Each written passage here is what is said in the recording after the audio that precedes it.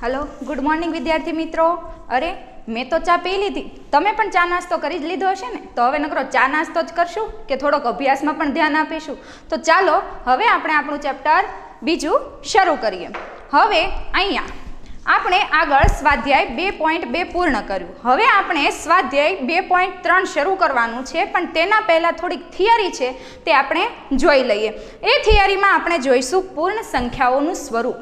હવે પૂર્ણ સંખ્યાઓ કોને કહેવાય એ તો તમે જાણી લીધું કે ભાઈ 0 થી શરૂ થાય તે સંખ્યાને પૂર્ણ સંખ્યા કહેવાય। તો આ પૂર્ણ સંખ્યાઓ જે છે એનું સ્વરૂપ, હવે કોઈ પણ વસ્તુ છે એને પોતાનો આકાર હોય છે, ગમે તે વસ્તુ હોય છે એનો પોતાનો આકાર હોય છે, એમ આ પૂર્ણ સંખ્યાઓ છે એને આપણે આકારમાં કઈ રીતે ગોઠવી શકીએ તે આપણે જોવાનું છે। તો હવે આપણે જોઈએ પૂર્ણ સંખ્યાઓનું સ્વરૂપ।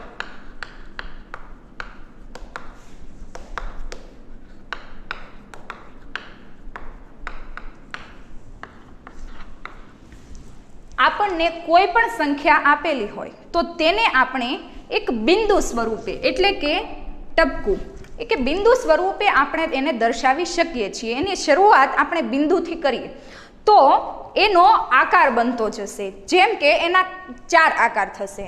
પહેલો તો કે એક રેખા। આ રેખા એ તમારી સોસાયટીમાં રહેતા હોય એ બહેન નથી, કોઈ રેખાબેન નથી, આ એક રેખા એટલે એક સીધી લીટી છે। પછી બીજો આકાર તો કે એક લંબચોરસ, જેની તમને ખબર જ છે કે લંબચોરસ તો લંબાઈ અને પહોળાઈ એટલે કે ચારે ચાર બાજુમાંથી બે સામસામેની બાજુઓ કેવી હોય, સરખી હોય તો તેને કહેવાય છે લંબચોરસ। બે લાંબી હોય છે અને બે ટૂંકી હોય છે। ત્રીજો આકાર છે એક ચોરસ। તો ચોરસ એટલે ચારે બાજુ કેવી હોય, સરખી હોય તો તેને ચોરસ કહેવાય। અને ચોથો આકાર છે તો કે એક ત્રિકોણ।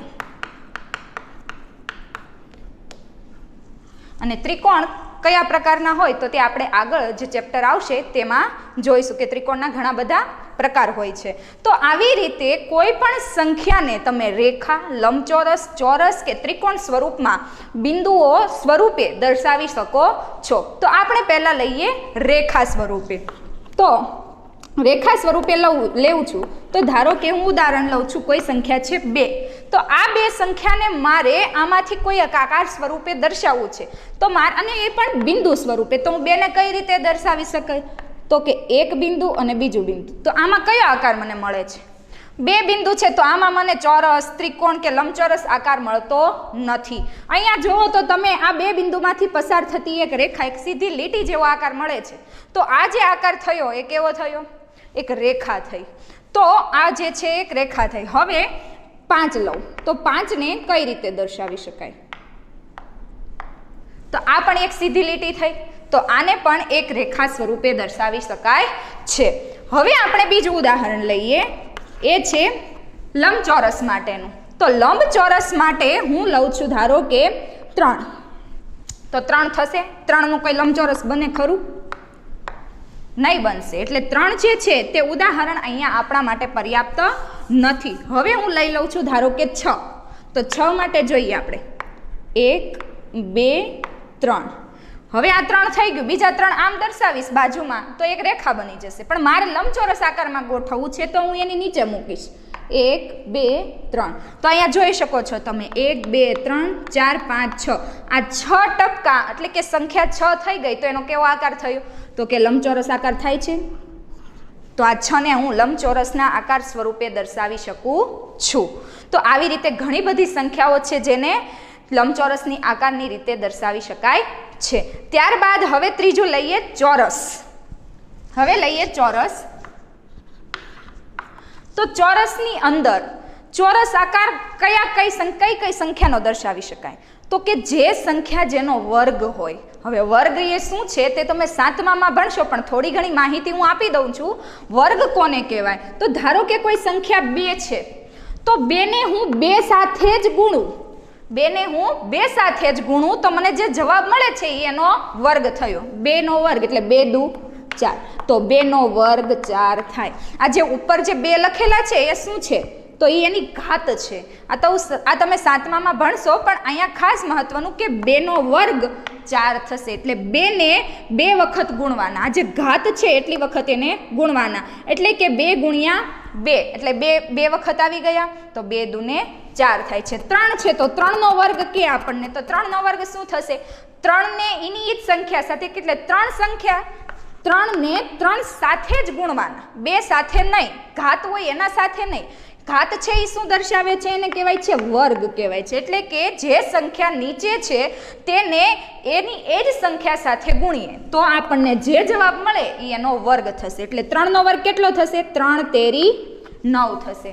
તો 3નો વર્ગ થશે 9. તો આવી જ રીતે અહીંયા જે 9 જે છે, અહીંયા 4 છે, તો આવી સંખ્યાઓને ચોરસ આકારમાં દર્શાવી શકાય છે. હવે આપણે 4ને દર્શાવીએ.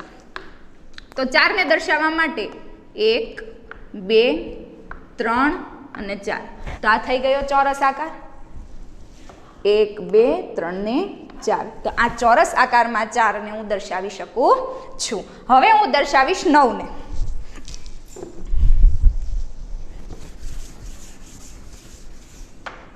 હવે 9ને હું દર્શાવું છું. તો 1, 2, 3, 4, 5, 6, 7, 8 અને 9. તો આ 9 બિંદુ જે છે એને પણ હું ચોરસ આકારમાં દર્શાવી શકું છું. તો અહીંયા 4 અને 9 જે છે એ કોઈનો વર્ગ બનતી હોય ને તેવી સંખ્યા છે. એટલે કે ખાસ ધ્યાન રાખજો, આ 9 છે તો એ 3નો વર્ગ છે. એટલે 3 બિંદુઓને તમે ગોઠવી દો એટલે ચોરસ આકાર બની જશે. આવી રીતે થયો ચોરસ આકાર. હવે લઈએ છીએ ત્રિકોણાકાર. હવે ત્રિકોણ આકારમાં કઈ સંખ્યાઓ દર્શાવી શકાય? તો કે ધારો કે ઉદાહરણ લઈએ 3. હવે 3 છે તો હું 3નું ત્રિકોણ દોરું. 1, 2 અને 3. તો અહીંયા જોઈ શકો છો તમે, આ 3 બિંદુનું એક ત્રિકોણ બને છે કે નથી બનતું? બને છે. તો અહીંયા જે ત્રિકોણ બને છે એની ખાસ એક લાક્ષણિકતા છે કે જે નીચેની બાજુ હોય છે ને એવી જ એની સાઈડની બાજુ હોવી જોઈએ. એટલે કે સરખું માપ હોવું જોઈએ. હવે સરખું માપ ન હોય, હવે તમે આમ દોરો છો તો આ ત્રિકોણ માન્ય ગણાશે નહીં. તમારે ત્રિકોણ દોરવા માટે એને સરખા અંતરે અને સરખા માપે જ દોરવા પડશે. તો આ થયું 3નું ત્રિકોણ. હવે હું લઈ લઉં 6. તો 6 માટે 1, 2, 3, 4, 5 અને 1, 6. તો અહીંયા આ રીતે ત્રિકોણ બને છે. તો કે હા, તો અહીંયા 6 બિંદુઓ દેખાય છે. 1, 2, 3, 4, 5 ને 6. તો ત્રિકોણ બનાવતી વખતે તમારે જે આધાર એટલે કે જે નીચે પાયો જે છે ત્યાં જ તમે જેટલા બિંદુ લો છો તેની કરતાં એક બિંદુ ઉપર ઓછા કરતા જવાના થશે. તો અહીંયા જોવો છો તમે, 6ની અંદર પહેલા નીચે 3 લીધા તો એની ઉપર કેટલા લીધા તમે? 2. અને એની ઉપર પાછો 1 લીધો. એટલે એક બિંદુને કેવા કરતા જવાના છે? ઘટાડતા જવાના છે. તો જ ત્રિકોણ બનશે. હવે અહીંયા આપણે 5 લઈએ તો 5માંથી 5 જે સંખ્યા છે એનું ત્રિકોણ બનાવી શકાય કે નહીં તે જોઈએ. તો હવે 5 લઉં છું તો હું પહેલાં ગોઠવું છું 3 બિંદુ નીચે, પછી ગોઠવું છું 2 બિંદુ ઉપર. તો આ થઈ ગયા 5 બિંદુ. તો હવે 5 બિંદુથી મને એક પણ આકાર મળતો નથી મને ચોરસ મળતો, નથી લંબચોરસ મળતો કે નથી ત્રિકોણ મળતો.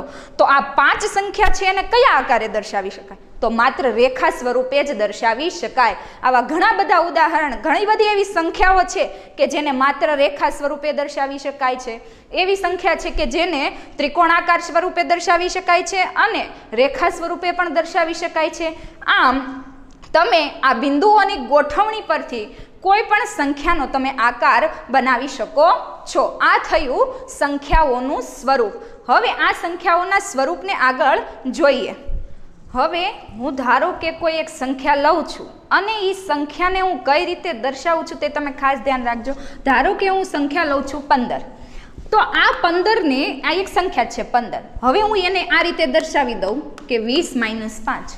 તો 20 - 5 એટલે શું થાય? 15 જ થાય. હવે આને હું બીજી રીતે દર્શાવું. ધારો કે 14 + 1. તો 14 + 1 શું થાય? 15. તો કે સંખ્યા 15 જ છે, પરંતુ આ એનું એક સ્વરૂપ છે. આને ભાગાકારની રીતે, ગુણાકારની રીતે, ધારો કે 15 છે એને ગુણાકારની રીતે દર્શાવે છે, તો મારે 5 × 3, 5 તેરી કેટલા થાય? 15. તો આ સંખ્યાનું સ્વરૂપ છે 5 × 3. હવે 5 × 3 છે તો 15 ને મારે કઈ રીતે દર્શાવી શકાય? તો 15 જે છે એને હું બિંદુ સ્વરૂપે દર્શાવવા જાઉં તો 5 × મેં 3 લીધા તો એક હાર થશે 5ની અને બીજી હાર થશે 3 બિંદુઓની. ધારો કે હું આડી હાર લઈ લઉં છું 5ની, તો 1 2 3 4 ને 5 બિંદુઓ આડા થયા. હવે ઊભા લઈ લઉં હું 3, તો 1 2 અને 3. તો હવે આ રીતે હું આગળ બિંદુઓની ગોઠવણી કરતી જાઉં તો મને કઈ સંખ્યા મળશે? તો જોઈ શકો છો તમે 1 2 3 4 5 6 7 8 9 10 11 12 13 14 ને 15. તો આ 15 બિંદુઓ ગોઠવાઈ ગયા અને આકાર કયો બન્યો? તો કે લંબચોરસ. તો 15 ને હું લંબચોરસ આકારે ગોઠવી શકું છું.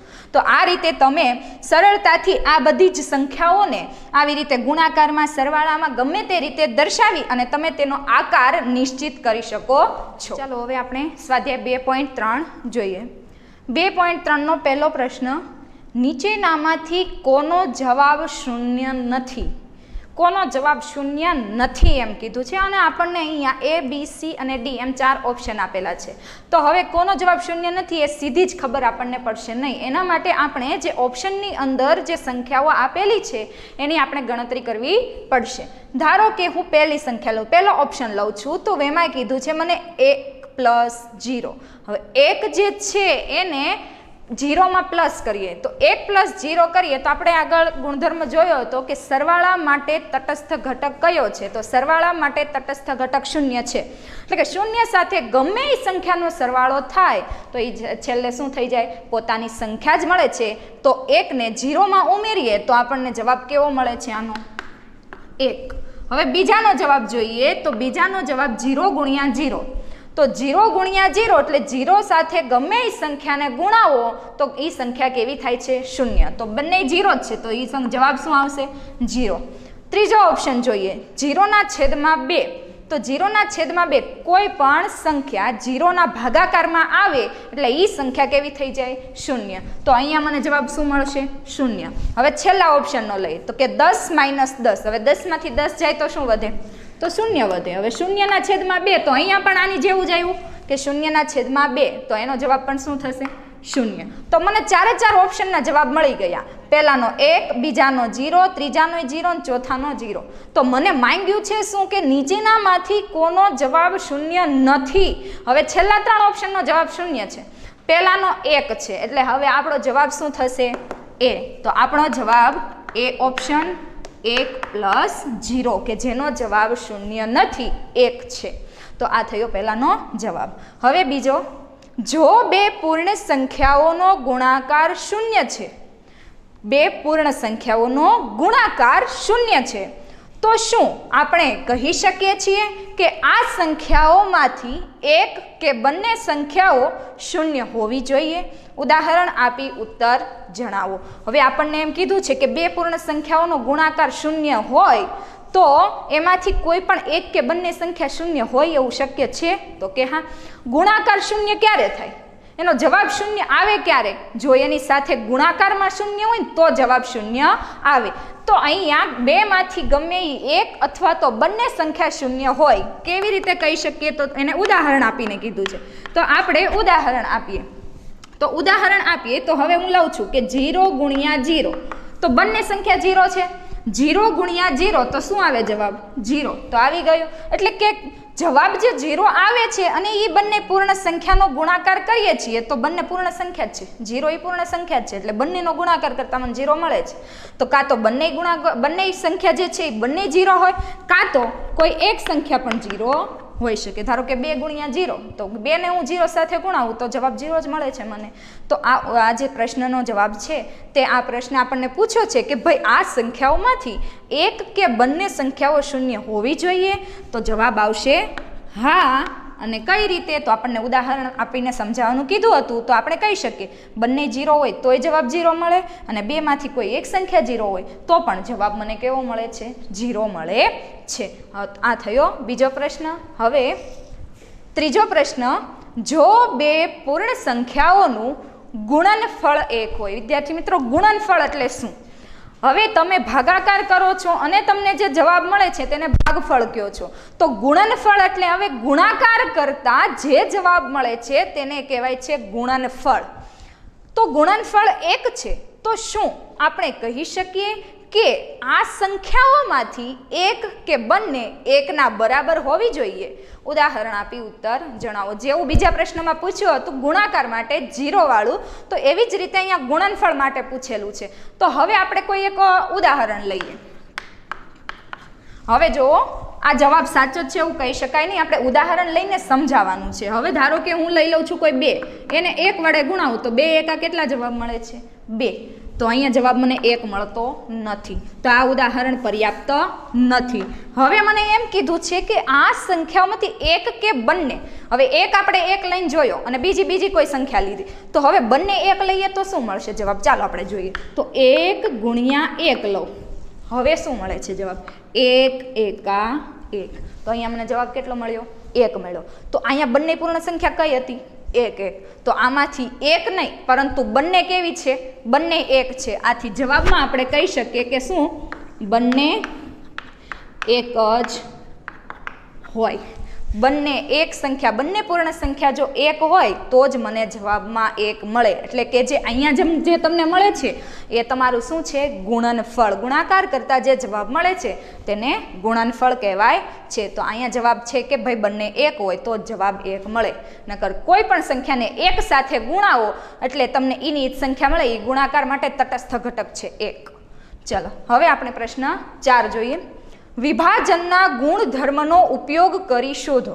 હવે પેલો આ દાખલા આપણે આગળના સ્વાધ્યાયમાં જોઈ જ ગયા હતા કે આપણને કોઈ પણ 2 સંખ્યાઓનો ગુણાકાર આપ્યો હોય ત્યારે કોઈ પણ એક સંખ્યાને આપણે એક સ્વરૂપ આપી દઈએ છીએ, એટલે કે 101 છે તો એને કઈ રીતે લખી શકાય? તો 100 + 1 એવી રીતે લખી શકાય છે। તો ચાલો લખીએ, 728 ગુણ્યા 100 + 1 આ રીતે લખી શકાય છે। અને અહીંયા નિયમ લાગુ પડે છે ગુણાકારના સરવાળા ઉપર વિભાજનનો। હવે આપણે શું કરીશું? પહેલી સંખ્યા સાથે ગુણાવીશું પ્લસ આપણે બીજી સંખ્યા સાથે ગુણાવીશું। તો પહેલી સંખ્યા સાથે ગુણાવીએ તો કઈ રીતે લખાશે? 728 ગુણ્યા 100, વચ્ચે કઈ નિશાની? કાઉંસવાળી નિશાની, એટલે કે પ્લસની નિશાની। હવે પહેલી સંખ્યા ને બીજી સંખ્યા સાથે 728 ગુણ્યા 1। હવે પહેલી સંખ્યાનો આપણે ગુણાકાર કરીએ, તો પહેલી સંખ્યાનો ગુણાકાર કરીએ તો એકદમ ઈઝી છે, પાછળ શૂન્ય છે તો એ મૂકી દેવાના, 1ની સાથે ગુણાકાર કરાવીએ તો એની સંખ્યા પોતે આવે, તો 728 પછી પ્લસ હવે બીજી સંખ્યા સાથે ગુણાકાર, તો 728 ગુણ્યા 1, તો અહીંયા તટસ્થતાનો નિયમ કે ગુણાકાર માટે તટસ્થ ઘટક 1 છે, કોઈ પણ સંખ્યા સાથે ગુણાવો જવાબ પોતે જ આવે, એટલે 728। હવે આ બંનેનો શું કરીશું? સરવાળો કરીશું। હવે સરવાળો ક્યાંથી શરૂ કરવાનો? છેલ્લેથી, તો 8 + 0 એટલે 8, 2 + 0 એટલે 2, 7 + 8 એટલે કે 7 × 2 = 14 ને 1 15 નો 5 વધી પડી 1, 2 ને 1 3। હવે આગળ કોઈ સંખ્યા અહીંયા છે નહીં, કારણ કે 3 અંક હતા તો અહીંયા 3 અંક સાથે સરવાળો કરી ગઈ। પછી 2 + 1 એટલે કે 3 અને 7 ના 7, તો આ થયો તમારો જવાબ। હવે બીજો દાખલો 5437 ગુણ્યા 1001। તો અહીંયા જેમ આગળના દાખલામાં આપણે કર્યું હતું કે 101 હતા તો 100 + 1 કર્યું હતું, એવી જ રીતે અહીંયા 1001 છે તો 1000 + 1 કરીશું। તો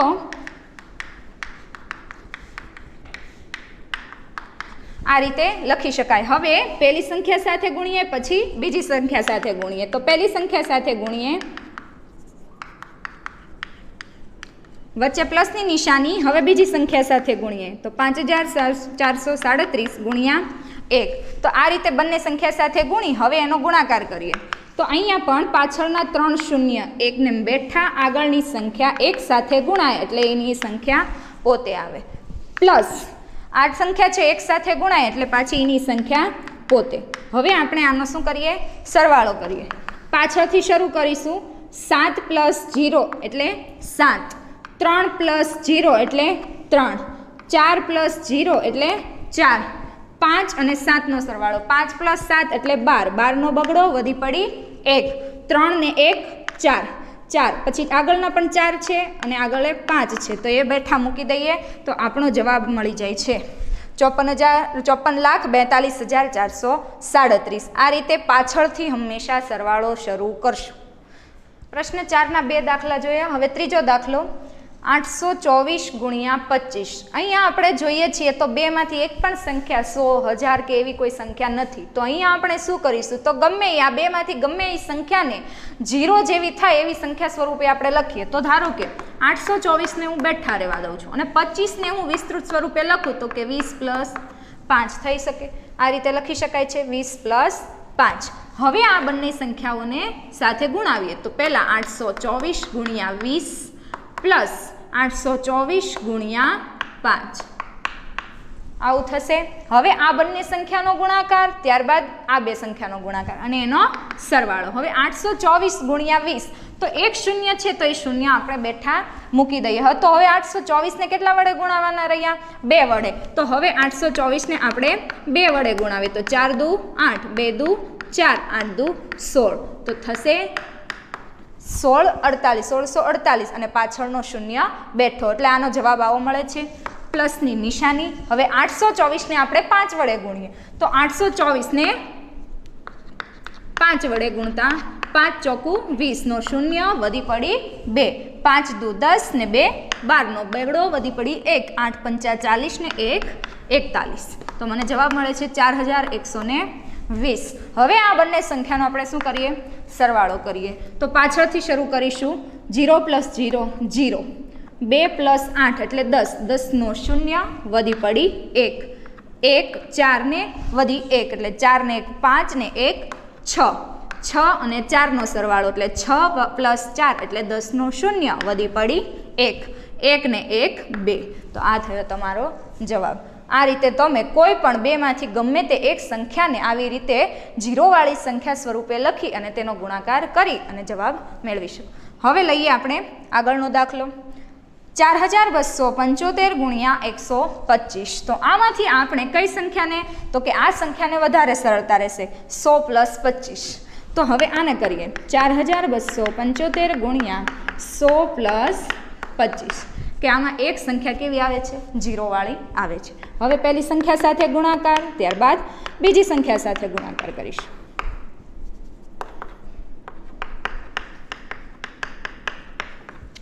ચાલો પહેલી સંખ્યા સાથે ગુણાકાર કરીએ તો એ એકદમ ઇઝી છે, કારણ કે 0 વાળી સંખ્યા છે તો 0 આપણે બેઠા મૂકી દઈશું અને આગળ એક સાથે એ સંખ્યા ગુણાવીએ તો એ સંખ્યા બેઠી આવશે એટલે 4275 બેઠા અને પાછળ 2 શૂન્ય. હવે આપણે ગુણાકાર આ બે સંખ્યાનો કરીએ 4275 ગુણ્યા 25. તો અહીંયા 2 અંકની સંખ્યા સાથે એટલે કે દશકના સ્થાનવાળી સંખ્યા સાથે ગુણાકાર આવે ત્યારે એક શૂન્ય મૂકવો પડે. હવે આપણે પહેલા અંકને ગુણાવીશું એટલે કે 5 દુ કેટલા થશે? 10 નો શૂન્ય વધી પડી 1, 4 7 દુ 14 ને 1 15 નો 5 વધી પડી 1, 2 દુ 4 ને 1 5, 4 દુ 8. આ થયો 2 સાથે ગુણાકાર. 2 સાથે ગુણાકાર પૂરો થાય એટલે તમારી જે વધી આવી છે એને પહેલાં છેકી નાખવાની, કારણ કે છેક્યા વગર જો તમે કરશો તો બીજી સંખ્યા સાથે જ્યારે ગુણાકાર કરશો ત્યારે એ વધી ઉમેરાઈ જશે એટલે એ વધીને કેવી કરી નાખવાની? છેકી નાખવાની. હવે 5 × 25 તો 25 નો 5 વધી પડી 2, 5 × 7 35, 36 ને 37 નો 7 વધી પડી 3, 5 દુ 10, 10 ને 3 13 વધી પડી 1, 5 ચોક 20, 20 ને 1 21. આ 5 સાથે ગુણાઈ ગયું. હવે એનો શું કરીશું આપણે? સરવાળો. તો 5 7 0 7, 5 ને 3 8, 5 ને 1 6, 8 ને 2 10. તો હવે આ સંખ્યાને આપણે અહીંયા લખી કાઢીએ.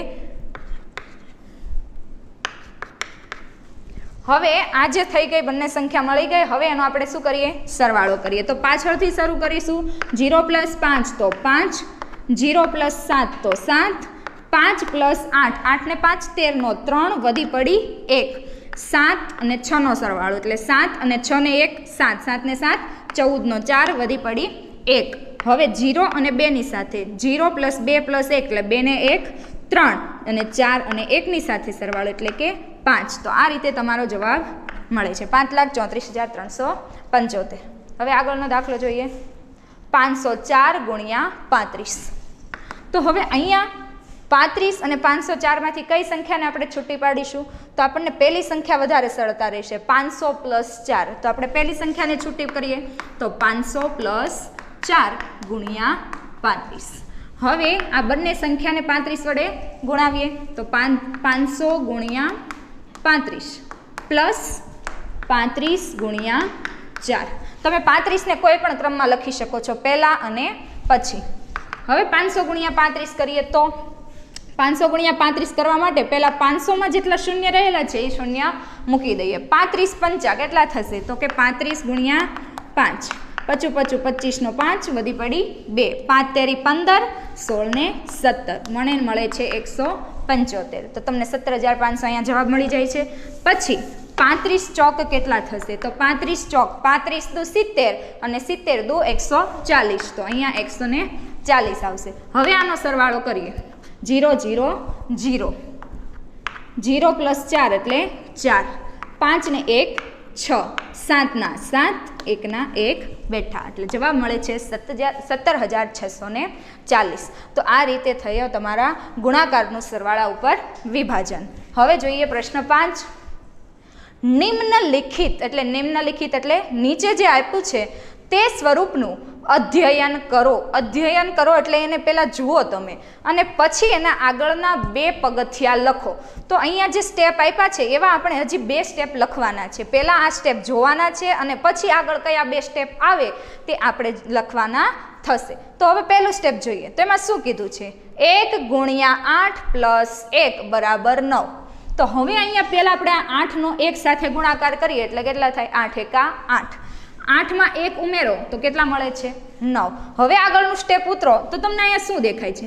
અહીંયા 1 જે હતો એની પાછળ એને આગળની સંખ્યા, 1ની આગળની સંખ્યા કઈ? તો કે 2 મૂકી દીધી અને એને ગુણ્યા 8ના 8 જ પ્લસ 1ની જગ્યાએ શું કર્યું? અહીંયા 1 હતા તો 1 સંખ્યા હતી તો 1. અહીંયા કેટલી સંખ્યા થઈ? 2 સંખ્યા. તો એને કેટલા પ્લસ કરવાના? 2 પ્લસ કરવાના. એટલે જવાબ કેટલો મળે છે તમને? 98. તો 98 કઈ રીતે મળે છે? તો ઉપર આપણે 1 હતો ત્યારે 9 મળતો, તો એમાં 2 કર્યા પ્લસ, તો એમાં આપણને જવાબ કેવો મળે છે? 9 થી ઓછા 8. તો આ તમને અહીંયા દેખાઈ આવે છે કે 1 1 2 1 2 3 1 2 3 4 એમ એક સંખ્યા આગળ વધારતી જવાની છે અને જેટલી સંખ્યા તમે મૂકો છો એટલી કુલ સંખ્યાને તમારે એમાં પ્લસ કરવાની છે. એટલે જવાબ તમને ક્યાંથી મળશે? 9 થી શરૂ કરીને એનાથી ઓછી સંખ્યા મળતી જાય છે. 9 થી ઓછી એટલે કે 9 8 7 6 5 એવી રીતે આગળ નાની સંખ્યા મળતી જાય છે. તો હવે તમે અહીંયા આગળનું 1 સ્ટેપ 2 સ્ટેપ જે લખવાના છે તે લખી શકો. જેમ કે અહીંયા 5 સુધી આવ્યા તો હવે આપણે ક્યાં સુધી આવવાનું? 1 2 3 4 5 અને 6 સુધી આવવાનું થશે. હવે ગુણાકારમાં અહીંયા 8 જ છે તો આપણે ગુણાકારમાં 8 જ રાખીશું. 8 પ્લસ 1 2 3 4 5 છે. તો હવે અહીંયા કેટલી સંખ્યા છે? 6. તો અહીંયા પહેલાં કેટલી સંખ્યા એમાં પ્લસ કરીશું? 6 સંખ્યા. તો હવે જવાબમાં મને શું મળશે? તો કે પહેલાં 9 તો છે જ, એનાથી ઓછા 8 7 6 5 અને 4. તો આ રીતે મને જવાબ મળે છે. આ પહેલું સ્ટેપ લખાઈ ગયું. હવે આગળનું છેલ્લું સ્ટેપ 1 2 3 4 5 6. 6 સુધી તો આપણે આગળ લખી હતી, તો હવે કઈ લખીશું? 7. એના ગુણ્યા 8 તો રહેશે જ અને પ્લસ આપણે કેટલી સંખ્યા લીધી હતી? 7. એટલે આમાં કેટલા પ્લસ કરીશું? 7 પ્લસ કરીશું. તો હવે આગળ આપણને કેવી સંખ્યા મળશે? ઊંધેથી શરૂ કરી અને નાની સંખ્યા તો 9 8 7 6 5 4 અને 3 સુધીની સંખ્યા મળશે. તો આ છે એના આગળના સ્ટેપ. તો અહીંયા આપણને ખ્યાલ આવે કે કોઈ અંકની એક અંકની સંખ્યા લીધી તમે, એને ગુણ્યા 8 કરો છો ને એમાં એની સંખ્યા એટલે કે જેટલી સંખ્યા છે એટલા પ્લસ કરો છો. અહીં 1 છે એટલે 1 પ્લસ કરો છો. તો તમને કઈ સંખ્યા મળે છે? એના કરતાં 1 વધુ, 8 કરતાં 1 વધુ મળી 9. પછી 12 8 કેટલા થાય છે? 96. 96માં 2 ઉમેરો તો 98. તો આ કઈ રીતે? તો આપણે એક સ્ટેપ વધારતું જવાનું છે. 1 પછી 1 2 લીધા, પછી 1 2 3 એવી રીતે આપણે આગળ સ્ટેપ વધારતા જવાના